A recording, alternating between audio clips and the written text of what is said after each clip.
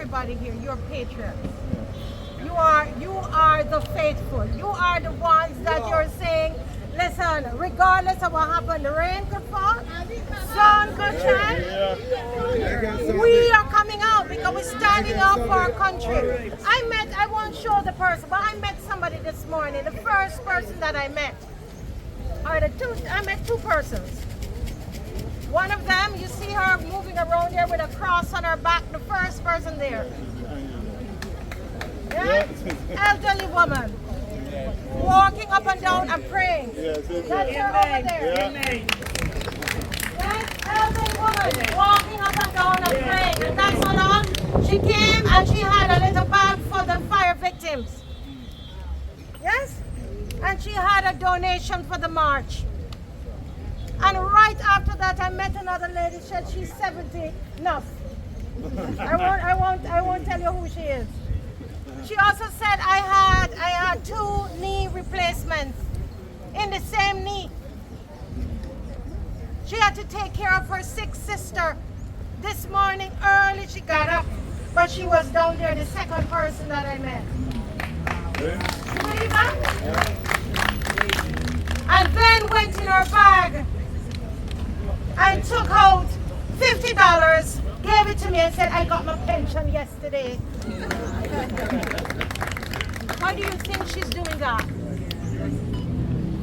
Let's talk as a family. Why do you think she's doing that? Because she cares. She's not pretending to care, but she cares. Barbados matters to her at 70-something. She has seen a better Barbados than she's seeing now. That's why she came this morning and gave from her pension. You know I cried, right? You know I cried, and if I even had 1 inch of imagination or thought, mommy, that I'm going to give up, I can't. When I look in the eyes of Barbadians, you can see that there's something that they want. There's something that they have tasted before and they're not living that today. Dignity. Dignity. A sense of identity. And that's what this man here, Errol Barrow, was all about. Let me tell you something. I had a call this week and someone said to me, why is it every time you keep talking about Errol Barrow, you sound partisan whenever you talk about Errol Barrow? I think this movement is becoming partisan. Because every time you want to show Errol Barrow movie and you want to talk about Errol Barrow. And I explained to them that 20-something years ago when I came to this country, I knew nothing about Errol Barrow. I knew nothing about the DLP and I knew nothing about the BLP. I started to write my movies, and in 2013, I was in Canada at the High Commission's house because we were showcasing our movie in Canada. And I got a book. Someone, they had a book there on the shelf, and I picked up the book and started reading the book. And Mom, I read the book straight. And when I was finished, I was washed with tears. I said, I lived in Barbados all these years. I didn't know about this man. My children would come home and they would tell me about him that he was a great cook. And he used to, fly planes, and that's all I knew about him, the first prime minister, etc. That's all I knew about him. I sat there and I read the book a second time. Dave woke up and saw me reading the book. I said, Dave, you know about this book? He said, no. I said, you have to read this book. And right there, Lumumba, I had an inspiration. Your next movie is going to be about this man. You're going to tell the world about Errol Barrow. I came back to Barbados and I went to the then government. And listen, they will tell you, they will tell you that we don't go into that. We had a thing, just like you see me here. It's just that at that time I wasn't doing it like this. But the whole thing is that eventually we got the movie done. And that movie has been to the south of France, I've been to Paris, I've been to Nigeria, all over the world. People are watching the movie and crying. The same way that I was moved when I was reading the book. Has nothing to do with party politics. Absolutely nothing. As you would have known, I asked to show this movie during the World Cup because they were looking for entertainment, and we were going to show a set of our movies. And they told us that he is from the other administration, so that movie cannot be played. I stand here today, I'm not telling you any lies. Huh? And that is why I say to myself, my sister, this is the founding father of Barbados, and I, as somebody standing here, born in Jamaica, telling us we must honor the foundations. You can't kick down your foundations. On the show, I read a portion of the speech. What kind of mirror image do you have of yourself? A young lady, well, not so young, she's living in Brooklyn, and she went and researched it. Was born in Barbados, but had never heard of the speech, and she went and researched it.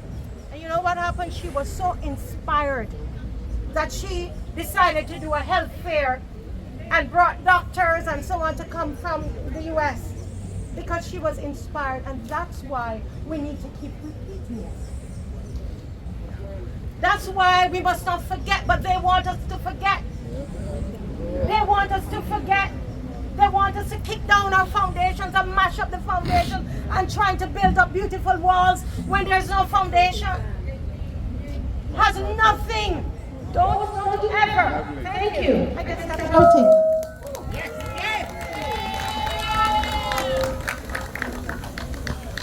So I want to say to us Barbadians, and us Barbadians, because I've been living here in Barbados longer than I lived in Jamaica. So Azerbaijan. So tell them go away. All of those who call me foreigner and telling me on Facebook, trying to tell me to go back to where? And if I want to go back, I can go back. My entire family is there. That's right. She said, I standing in Barbados. That's right.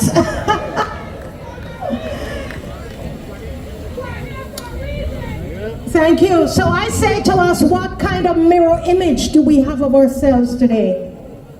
Is it the image that they're trying to paint to us of ourselves?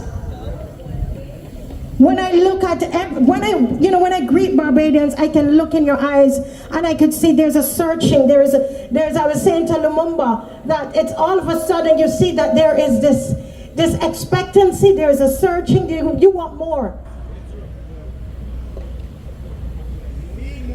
We need more. And I say to us today, let no one cause us to forget our foundations. I don't understand why it is that we believe that in order to say someone is great, we have to push down another person. Yeah? Why can't we honor everybody?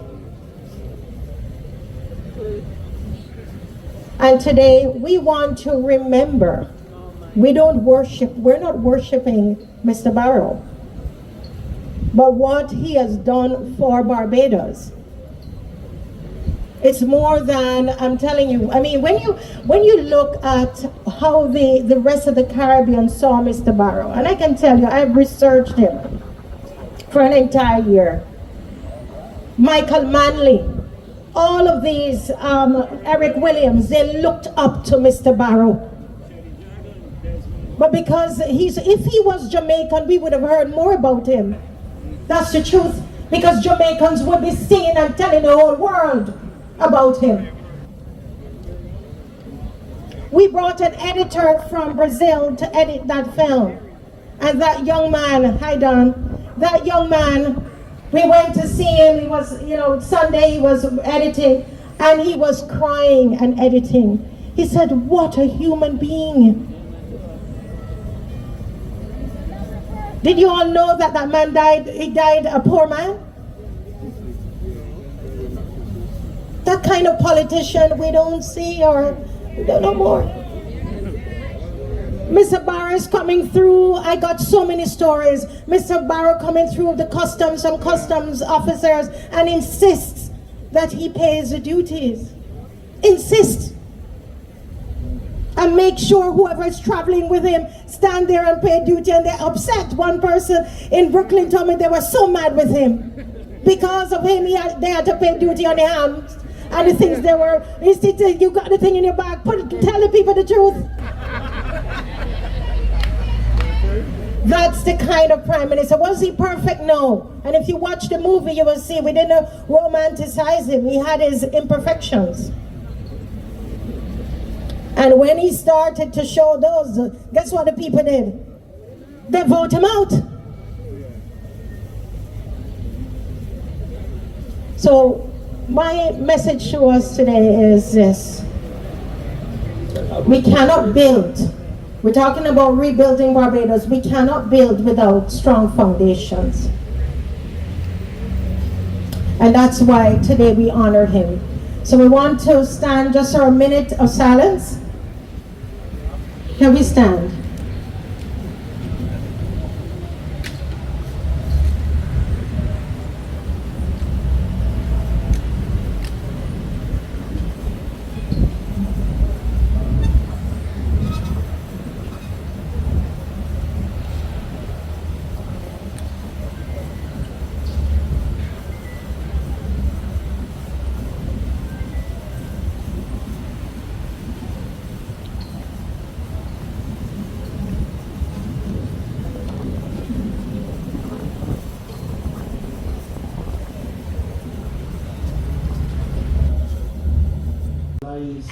And considered to be national treasures. Tell me The people Can't get that are of significant Beer importance to their history.